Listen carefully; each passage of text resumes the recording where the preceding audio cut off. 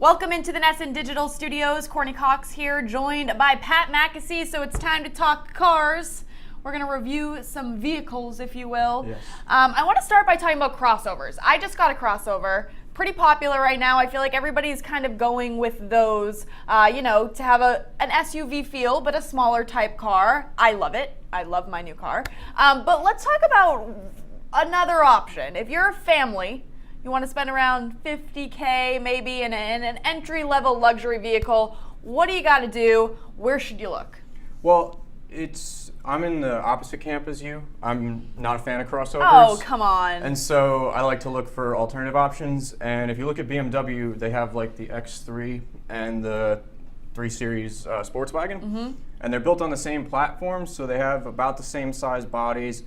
The X3 has a little bit more room on the inside and a higher ride height, so it all just comes down to preference because they're about the same price. A few of the options are on the Wagon cost more because it comes with more standard features, but other than that, it's not a big difference in cargo space, so it's all about whether you're prioritizing driving a car that feels like a sedan or just having as much room as possible, because I know some people being above the road doesn't matter, and others can't stand it. Absolutely. I'm one of those people that like to be a little bit higher up. But we're talking $50K. Not everybody can spend that on a car. What about if you're a young professional? You're looking for a new car. You want a roomy, sporty type of car, but you don't want to spend, the big bucks. So Toyota and Honda this year both came out with models aimed directly at that market. Toyota has the Corolla IM, which they brought over from the Scion lineup, and then Honda has the Civic hatchback.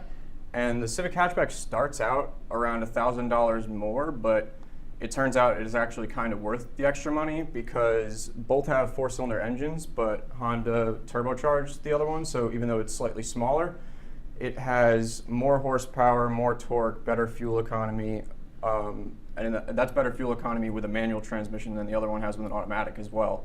So it's just great value. And then inside the car, it gets even better because the Toyota has a very upright dash and it's kind of high, whereas the Civic is more driver-oriented, so it's lower, so you have a better line of sight, and it just doesn't feel as in your face. Mm-hmm. But then on the outside, the one mark against the Honda is, I will say that it comes with 16-inch rims, which look a little small for the car, but if you want to spring the extra money for the 17-inch rims, you can. If not, it doesn't look that bad.